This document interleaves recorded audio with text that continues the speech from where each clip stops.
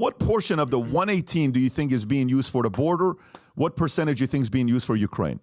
So it's 118 between Ukraine, Israel, Taiwan, and the U.S. border. You want to know the percentage that is going to Ukraine? Maybe give the dollar amount. You got $118 billion. How much of it is going to the border? Because it's called the border. To the border. Our border. I would say $10 billion to the border, and I would say probably $75 billion to Ukraine. You're close. The number is $20 billion goes to the border. Okay. $60 billion goes to Ukraine. Makes sense. $14.1 billion for Israeli security assistance and about $20 billion to the new border policy. It includes $2.4 billion for operations in Red Sea, where Houthis rebel in Yemen have launched attacks on shipping. Welcome to Verbal on Life. Check out this clip. Tucker Carlson spitting the truth. It became very clear to anyone paying attention several months ago that Ukraine cannot win its war against Russia. The Ukrainian military will not be able, even with Western backing, hundreds of billions of dollars of it, to expel the Russian military from parts of eastern Ukraine. Ukraine doesn't have the industrial capacity, neither does NATO or the United States, and it doesn't have the people. Russia has 100 million more in population than Ukraine does. As soon as Trump wins, he's going to end this war. So remember to vote Trump 2024. And that means that further support from the West for the Ukrainian military only means more dead Ukrainians and a further degraded Western economy in the US and in Germany, particularly.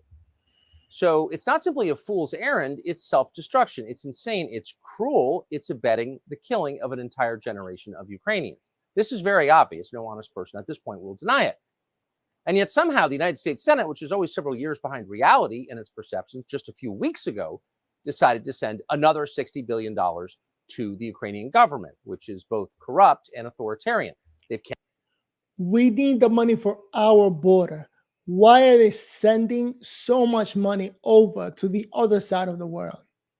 Canceled elections, they banned an entire Christian denomination, and then they killed an American journalist for noting any of this.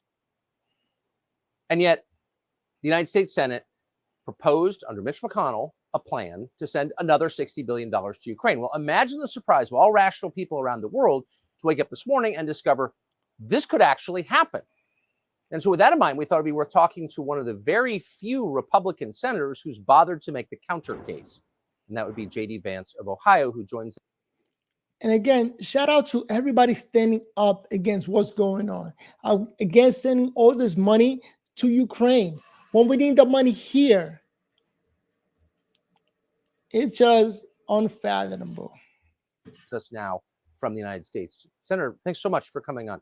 If you wouldn't mind telling us where this legislation is right now, what you expect to happen, and what you think should happen.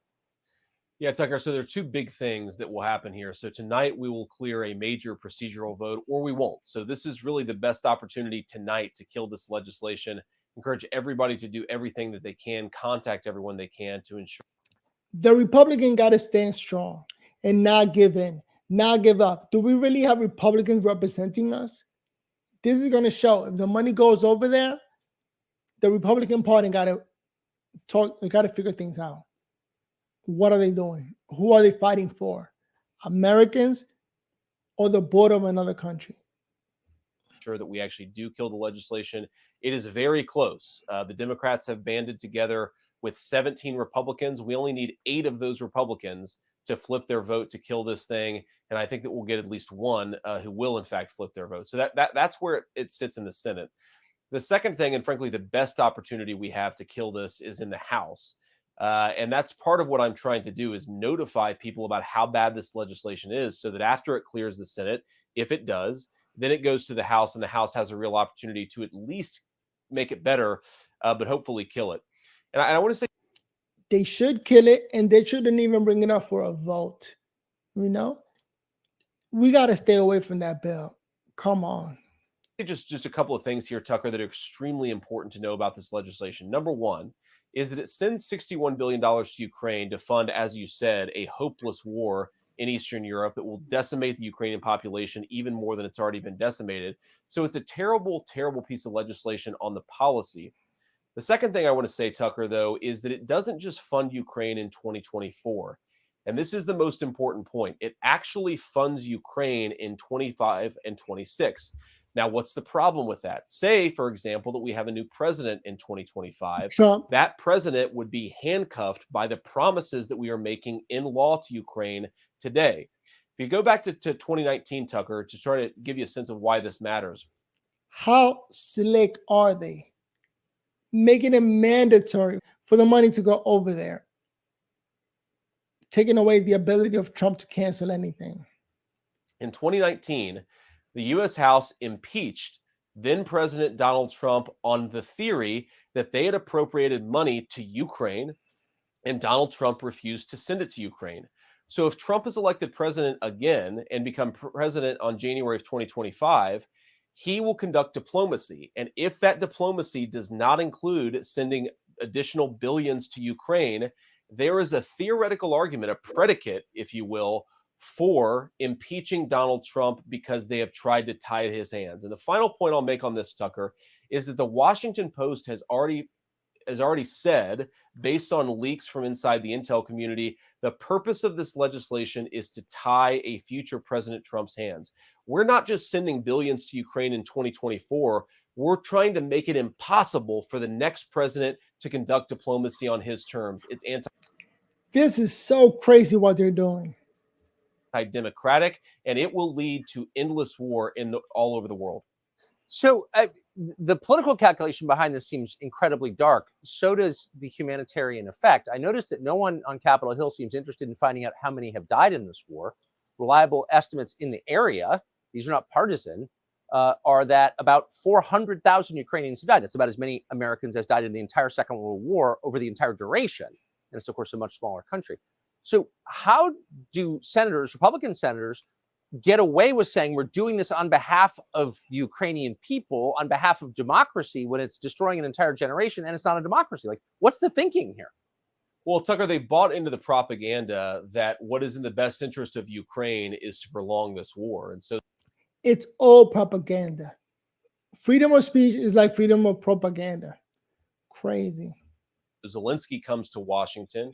You know, he's tougher than a lot of them are, and I think they get a little bit of excitement from that.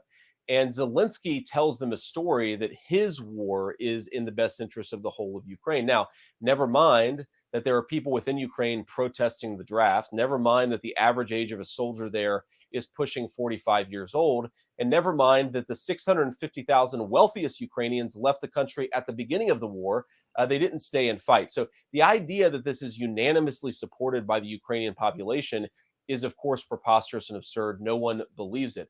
But here's the really crazy, and I think ultimately the very cynical thing that's going on, Tucker, is that everyone knows that this war will lead to the destruction of Ukraine. I've had conversations with Democratic colleagues where they get this sort of dark look in their eyes, and they say effectively that they want to fight Russia to the last Ukrainian drop of blood. I think if you really ask these guys, they recognize that this is not in the best interest of Ukraine.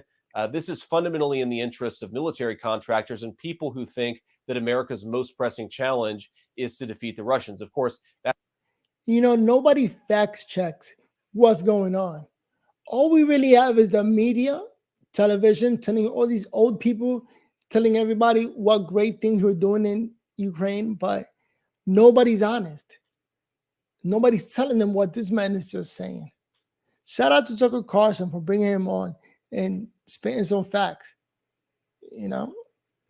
That's not a preoccupation that I share. I don't think Russia should have invaded, Tucker, but I also think that we got to be much more focused on more pressing problems like the demographic collapse of the United States, like the open borders, and like what's going on in East Asia. So it's a massive campaign, Tucker, to distract people from the real problems in the world and the real problems that exist in this country.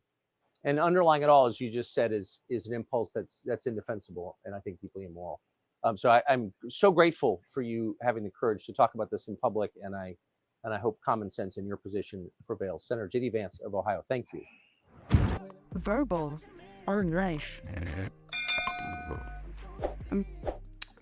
We're living in some tough times. Trump 2024. No, it's a Trump Vivek ticket.